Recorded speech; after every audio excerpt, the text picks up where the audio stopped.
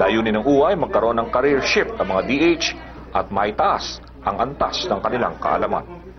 Danny Buenafe, Europe News Bureau, London. Mula sa kanyang madilim na nakaraan hanggang sa maaliwalas niyang kasalukuyan, hinugot niya ang kanyang lakas para ipaalam sa lahat ang kwento ng kanyang buhay.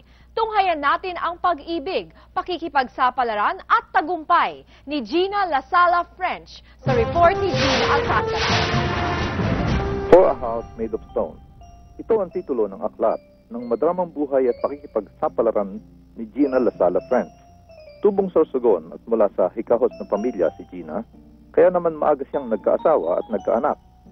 Pero dahil sa postnatal depression, ay nawala sa katinoan ang pag-iisip ni Gina, dahilan para masaksak niya ang kanyang asawa. Matapos magbalik ang kanyang alaala, iniwan na siya ng kanyang mag-ama.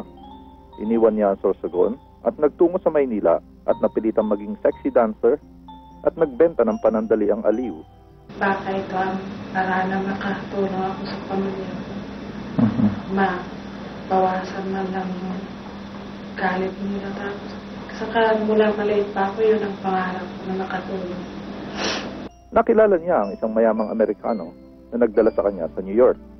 Pero hindi nagtagal ang kanilang relasyon, kaya nagbalik siya sa Maynila at sa dati niyang trabaho.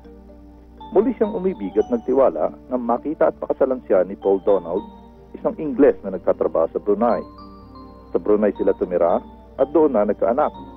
Taong 2000 nandaling silang mag-ina ni Paul sa Charlton Seaside. Pero nagloko ang Briton at madalas niyang saktan. Dahil dito, sandaling nawala sa sarili si Gina at napatay sa saksak si Paul. Nakulong siya pero pinawalan din noong Abril 2001 dahil sa kondisyon ng kanyang pag-iisip. Matapos ang mahabang hinagpis at pagsubok, maligaya na si Gina sa pangatlo niyang asawang si Nick na isa ring Ingles. Hangad niyang kapulutan ng aral ng publiko ang kanyang mga nakaraan. Huwag niyong hayaan na mangyari ito dahil parang sa ngayon masaya na ako pero hindi ko na may babalik yung buhay ko na. Payo niya sa lahat, huwag mawawala ng pag-asa at tiwala sa dakilang lumikha.